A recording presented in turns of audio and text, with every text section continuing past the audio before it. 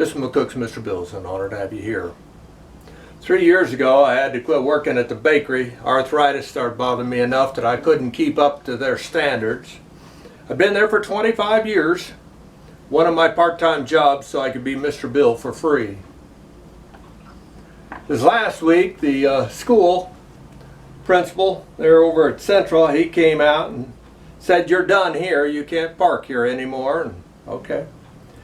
That was the last of the holdouts. The high school and the junior high had already kicked me out back at 18 years that I'd been there, and then 22 years at the other. Now 37 years at Central, so that was the last school that I was allowed to be at. But I was at that school, after school, for 37 years. 37 years, wow. Missed 8 days in 37 years I did at that school. Yeah. I was there when it was 20 below, wind chill, and I was there when it was 115 degrees. Yeah, I've seen the entire spectrum of terrible weather, and back in the old days I would stop 3 to 5 fights a week, easy, because the teachers didn't come out after school back then. And so it got to be almost a Wild West out there.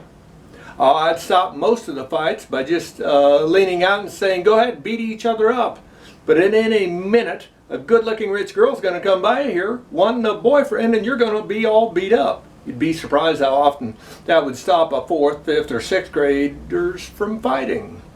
Sometimes it got serious enough that I'd say, "Okay, free snow cones if you stop fighting." Free snow cones.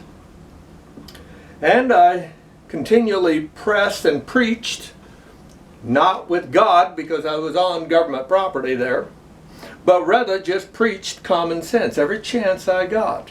And very short. You're lucky if you have just a sentence, maybe 2 sentences to get your point across.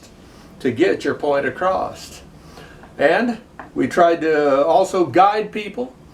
When you saw kids with bruises, we tried to talk them into telling people. Or if you saw other things, drugs. One time some kid come up there and was showing his friend, he had a quart bag of marijuana. And I was off to the side there in my candy truck, and I said, "Do your parents know what you're doing?" He looked over at me and he said, "Where do you think I got it?" Yeah, 1,000 stories I could tell, but that's a few of them. But needless to say, and I was no ceremony or anything, just get out. But that's fine. I'm not important, nor have I ever once in my 37 years gotten any credit, nor asked for any credit. I never did it for that. I did it for the children. And I came out of an orphanage, and I said I want to give back before I go to the other side. Now I'll still be Mr. Bill over at the Norris Park here in McCook. Try to do that, make it hold out a little bit longer. The wife demands I pay half the bills, and so I've got part-time jobs for that. But Mr. Bill has to pay for itself, and it's going to get real tight to do that. But even if I have to close it down, I still had a long run at 37 years.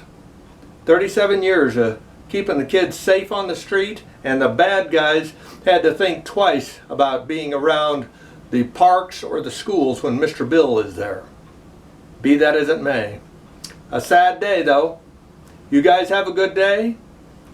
God bless America. God bless this republic.